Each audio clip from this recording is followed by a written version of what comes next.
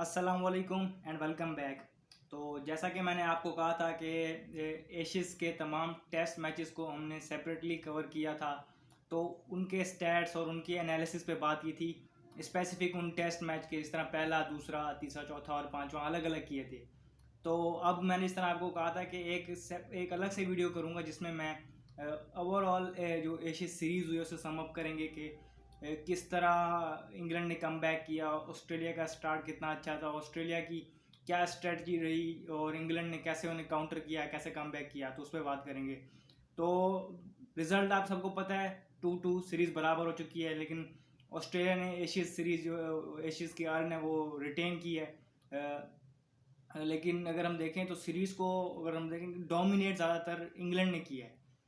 पहले test match पे चलते हैं। पहला टेस्ट मैच इंग्लैंड सिर्फ 2 विकेटों से हारी है, मतलब ऑस्ट्रेलिया 2 विकेटों से जीती। और वो भी ऐसे था, एक मौके पे ऐसे लग रहा था कि इंग्लैंड को 2 विकेटें चाहिए थी और ऑस्ट्रेलिया को 50+ रन चाहिए थे, और पैट कमिंस और नेथन लाइन बैटिंग कर रहे थे, तो ऐसा लग रहा था कि ये विकेट लेना भी कोई बड़ी बात नहीं होगा। लेकिन वहाँ पर एक टैक्टिकल मिस्टेक हुई इंग्लैंड से, और थोड़ी फील्डिंग लैप्सेस हुए, स्टोक से कैच गिर गया था एक, जिसकी वजह से वो हार गए 2 विकेटों से। लेकिन स्ट्रेटजी ओवरऑल जो उनकी अग्रेसिव माइंड सेट है, लोगों ने उस पर क्रिटिसाइज करना शुरू किया। मैंने वहाँ भी ये बात की थी कि माइंडसेट या स्ट्रेटजी में कोई गलती नहीं, हाँ थोड़ी बहुत टैक्टिक्स इधर उधर हो जाती हैं, या इस तरह फील्डिंग लैप्सेस हुए जिसकी वजह से वो मैच हार गए। तो वहाँ पर भी मतलब मैच में एंड तक इंग्लैंड मैच के अंदर था, और ऑस्ट्रेलिया को उन्होंने चेक करके रखा था। ऑस्ट्रेलिया स्टार्ट से थोड़ा सा पीछे नज़र आ रहा था, लेकिन कह सकते हैं कि लक उनको फेवर कर गया और वो थोड़ी बेहतर क्रिकेट खेले और वो जीत गए। लेकिन वो खेले अपनी कन्वेंशनल जो क्रिकेट है, ट्रेडिशनल जो चलती आ रही है। उस्मान ख्वाजा ने उन मैचेस में रन किए थे, तो वो एक स्लो पेस पे अपनी नॉर्मल जिस पे करते हैं उन्होंने उस पर किए थे। दूसरे टेस्ट की बात करें तो दूसरे टेस्ट में भी दूसरे टेस्ट मैच में इंग्लैंड पे ज़्यादा क्रिटिसिज्म हुआ था, क्योंकि इंग्लैंड के कुछ बैट्समैन, जो उनके मेन बैट्समैन जिनकी बात करें, वो सेटल हो रहे थे, उसके बाद रैश शॉट खेल के आउट हो रहे थे। लोगों ने उस चीज़ को क्रिटिसाइज़ किया था। लेकिन वहाँ पर भी अगर हम देखें तो एक टाइम पर हाँ इंग्लैंड गेम से आउट हो चुका था टारगेट चेस करते हुए, लेकिन एक टाइम पे ऐसा था कि स्टोक्स बड़ी अच्छी इनिंग खेल रहा था, बहुत आउटस्टैंडिंग स्टोक्स ने इनिंग खेली थी।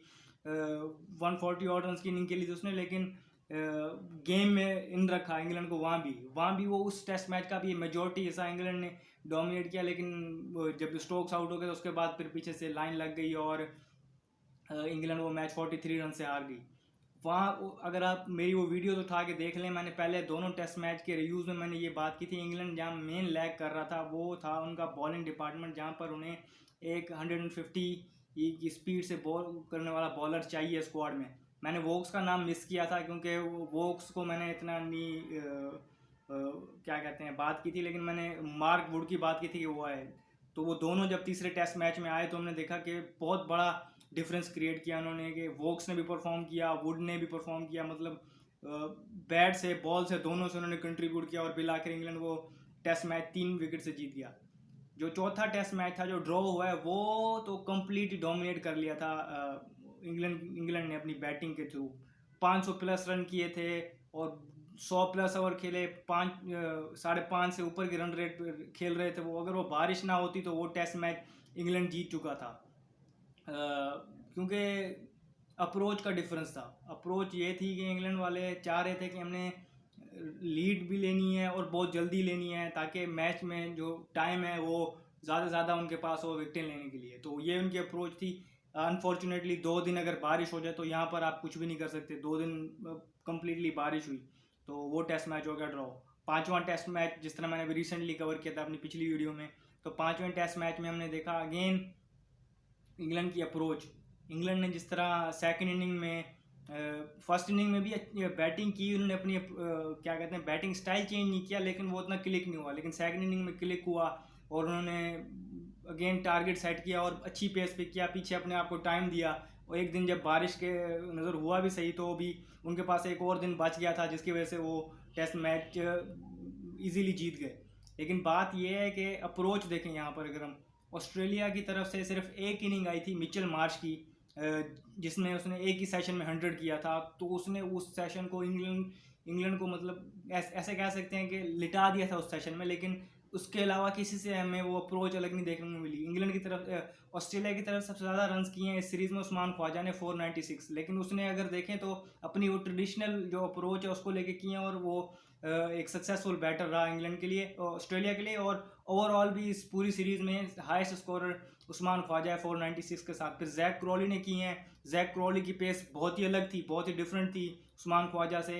जो रूट ने रन किए हैं, और इस एशिया सीरीज से पहले WTC फाइनल खेला था ऑस्ट्रेलिया ने, वहाँ पर सब ने बात की थी कि बोलैंड जो है वो पूरी सीरीज़ खेल जाएं, शायद स्टार्क बेंच करें, स्टार्क जो है वो बेंच पे बैठें और वो ना खेलें, क्योंकि वहाँ पर उसने इतना इम्प्रेसिव बॉलिंग नहीं की थी। लेकिन स्टार्क ने सबको गलत साबित किया, वो खेले, जितने मैच उनको मिले उन्होंने वो खेले, और ऑस्ट्रेलिया की तरफ से वो मैन ऑफ द सीरीज़ बने और सबसे ज़्यादा विकेट्स लिए हैं उसने, 23 विकेट्स लिए हैं। इसके अलावा बैटिंग में भी एक दो पार्टनरशिप क्रूशली उसने ऑस्ट्रेलिया को जो है वो पार्टनरशिप लगा के दी हैं। इंग्लैंड की तरफ से सिर्फ 3 मैच खेले हैं क्रिस वोक्स ने, लेकिन उन 3 मैचों की परफॉर्मेंस जो उसने दी है, आउटस्टैंडिंग परफॉर्मेंस दी है उन्होंने, उनकी बेस पे भी वो इंग्लैंड के मैन ऑफ द सीरीज़ करार पाए। उन्होंने 19 विकेट्स लिए हैं और उनके रन्स भी थे। स्टुअर्ट ब्रॉड अगेन लेजेंड जो रिटायर हुए हैं, उनकी 22 विकेटें थी इस सीरीज़ में। इतनी पीक पे है वो बंदा कि उसने एशियज़ में 22 विकेटें ली हैं।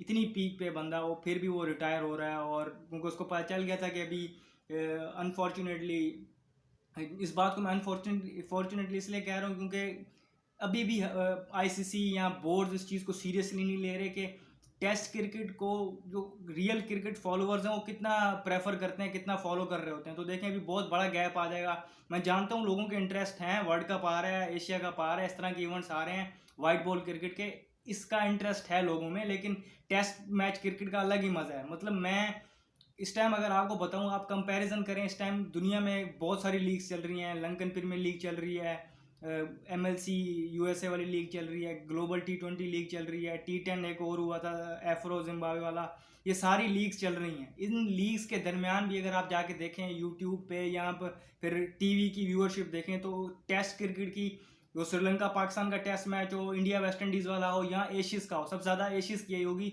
सबसे ज़्यादा व्यूअरशिप इसकी आई है। तो यहाँ से अंदाज़ा लगाएं कि टेस्ट क्रिकेट की कितनी इंपॉर्टेंस है। तो बात को शॉर्ट करते हुए कहता चलूँ कि ब्रॉड की पता था कि अभी इंग्लैंड की टेस्ट सीरीज़ में बहुत ज़्यादा टाइम है, तो तब तक उसने ये बात भी कही कि मैं फिटनेस के हिसाब से बॉडी मेरी फील कर रही है अच्छा, लेकिन तब कैसा फील करे, अभी मैं पीक पे हूँ। तो एशियज़ में ही फिनिश करना चाहता था, क्योंकि एशियज़ का उसका एक अलग मतलब लव स्टोरी चल रही थी। 150 प्लस विकेटें ली हुई थी उसने एशियज़ में, और वो पहला इंग्लैंड का बॉलर बना जिसने एशियज़ में 150 प्लस विकेट्स ली हों। तो ये सारी चीज़ें माइंड में रखते हुए उसने रिटायरमेंट अनाउंस की। बिलाखिर सीरीज हमने देखा कि 2-2 से बराबर हो गई। मैंने प्रिडिक्ट ये किया था पहली वीडियो से एशियज़ की कि एशियज़ सीरीज़ का रिजल्ट आएगा 3-2। मैं जानता था इंग्लैंड की अप्रोच को कि वो अपॉर्चुनिटीज़ देंगे, और अपॉर्चुनिटीज़ ऑस्ट्रेलिया जैसी टीम कैश करेगी तो वो 2 मैच निकाल लेगी। लेकिन इंग्लैंड की माइंड सेट का मुझे पता था कि वो 3 मैच जीत जाएंगे मज़े से। कब अगर ये पुरानी इंग्लैंड की साइड होती तो 2-0 हारने के बाद कभी भी ऐसा कमबैक ना करती है। नया अप्रोच जो लेके आए हैं उनके अंदर, मैकलम और स्टोक्स ने जो सोच उनके अंदर भर दिया है, वहाँ से उन्होंने कमबैक किया और सीरीज़ 2-2 बराबर की है। बेसिकली ये 2-2 बराबर नहीं, क्योंकि 2-0 डाउन से आ रहे थे वो, और उसके बाद बराबर करना ये उनके लिए सीरीज़ जीतने के हिसाब से ही है। और अगर सीरीज़ को ओवरऑल हम सेशन बाय सेशन देखें और कंपेयर करें तो ज़्यादातर डोमिनेट इंग्लैंड ने किया है अपनी अप्रोच की वजह से। तो आखिर में बस थोड़ी सी बात ये करूँगा कि टेस्ट क्रिकेट को ज़्यादा प्रोमोट करना चाहिए, ज़्यादा पैसा इस तरफ लाना चाहिए और ज़्यादा फैंस को इस तरफ लाना चाहिए। WTC एक अच्छा कदम था जिसकी वजह से हम देख रहे हैं कि हर टेस्ट मैच इंपॉर्टेंस इख्तियार कर गया है। इसके अलावा भी और भी चीज़ें करनी चाहिए ताकि जिस तरह की अप्रोच ला रहे हैं, टीम्स अपने खेलने का अंदाज चेंज कर रही हैं, व्यूअरशिप ज़्यादा आ रही है, तो ICC को और बोर्ड्स को सोचना चाहिए कि टेस्ट क्रिकेट को और प्रिजर्व करें और बढ़ाएं, क्योंकि जैसे कि कहते हैं लॉन्ग लिव टेस्ट क्रिकेट इंशाल्लाह रहेगी और ऐसे ही हमें एंटरटेन करती रहेगी। और बाकी चीज़ें जो आ रही हैं आगे क्रिकेट की उनको कवर करते रहेंगे और उन पर बात करेंगे इंशाल्लाह। अभी तक के लिए इतना ही, मुझे दीजिए इजाज़त। शुक्रिया, अल्लाह हाफिज़।